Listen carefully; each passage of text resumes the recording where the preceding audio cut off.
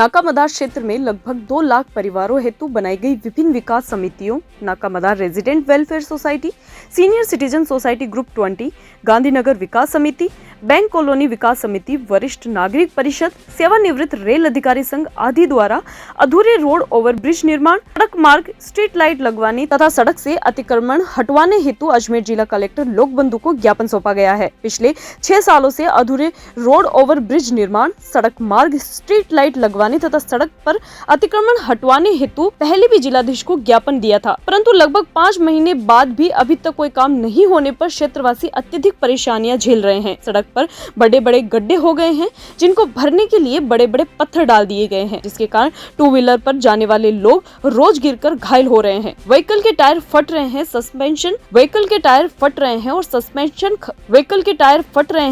Suspension खराब हो जाते हैं, परंतु जिम्मेदार लोग आंख कान बंद करके बैठे हैं। प्रधानमंत्री और राजस्थान के मुख्यमंत्री को भी पहले ज्ञापन दिया था, पर अभी तक कोई काम नहीं हुआ है। इससे परेशान होकर क्षेत्रवासियों ने जिलाधीश को ज्ञापन सौंपा। सड़क का डामरीकरण व ओवरब्रिज के पूर्ण निर्माण एवं मार्ग पर स्ट्रीट लाइट भी लगाई जाए, ताकि इस क्षेत्र में रहने वाले लगभग 2 लाख लोगों को राहत मिल सके।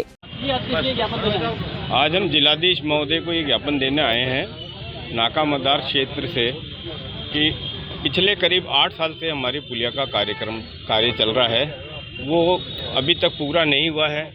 और इस वक्त वहाँ के हालात इस तरह से है कि अगर कोई बुजुर्ग भी वहाँ से निकलता है तो अपने हाथ पैर थोड़ा बिगड़ नहीं जा सकता। बच्चे स्कूल जाते हैं सुबह सुबह, सबको जल्दी होती है, उस वक्त बच्चों की गाड़ियाँ स्लिप हो जाती है। हमको ये एक बार नहीं कई बार आश्वासन दिया गया कि अगली जो भी मीटिंग होगी उसके अंदर आपके लिए बजट पास करके और आपका ये काम कर दिया जाएगा, लेकिन आज तक सरकार ने कोई सुध नहीं ली। प्रशासन अपनी नींद में सो रहा है, प्रतिनिधि जो हैं वो भी आराम से सो रहे हैं। हर आदमी आप भी पत्रकार बंधु भी कई बार इसके बारे में लिख के दे चुके हैं, इन दुर्घटनाओं के बारे में इनको जानकारी दे चुके हैं। इसके बावजूद भी आज तक किसी तरह का कोई स्टेप नहीं लिया गया है। तो विधायक जी से भी मुलाकात हुई है हमारी, मैडम पहले जो कलेक्टर थी उनसे भी मुलाकात हुई। पिछले 6 महीने से हम लगातार ये प्रयत्न कर रहे हैं कि किसी तरह से इसका सुधार हो जाए और हमारी पुलिया बन जाए। जबकि डेयरी की पुलिया का कार्यक्रम हो गया है और भी कई कार्यक्रम हो रहे हैं, लेकिन हमारे जो गुलाबबाड़ी है उसकी तरफ किसी का कोई ध्यान नहीं है।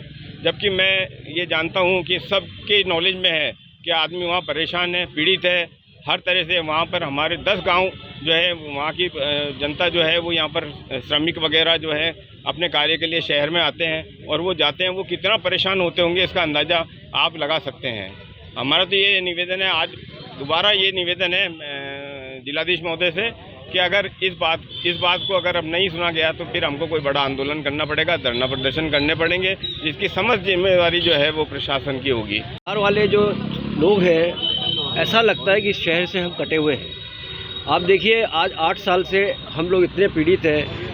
सबसे बड़ी बात यह है कि एम्बुलेंस भी अगर आती है तो वहाँ 4-4 गाड़ियाँ जब तक क्रॉसिंग नहीं हो जाती, मतलब आधा पौन घंटा, चाहे सर्दी हो, गर्मी हो, बारिश हो, खड़ा रहना पड़ता है। भाई व्यवस्था सब कुछ होती है, सारे सब जगह काम हो रहे हैं, इसी जगह ये काम क्यों नहीं हो रहा? इसका कारण हमारे समझ में नहीं आ रहा। आगे इंजीनियरिंग कॉलेज के वहाँ पर अच्छी रोड बन चुकी है, उसी का जो पार्ट है वहाँ हमारे रोड नहीं बना रहे। रोड बना दें, जो कब्जा जिन लोगों ने कर रखा है, गाड़ियाँ लुहारे वालों ने, उनको वहाँ से हटा दें, तो थोड़ी सी ऐसी व्यवस्था हो जाए, वैकल्पिक व्यवस्था हो जाए, उससे भी हमको कोई प्रॉब्लम नहीं है। लेकिन सबसे बड़ी बात यह है कि 8 साल से ये लोग क्या कर रहे हैं?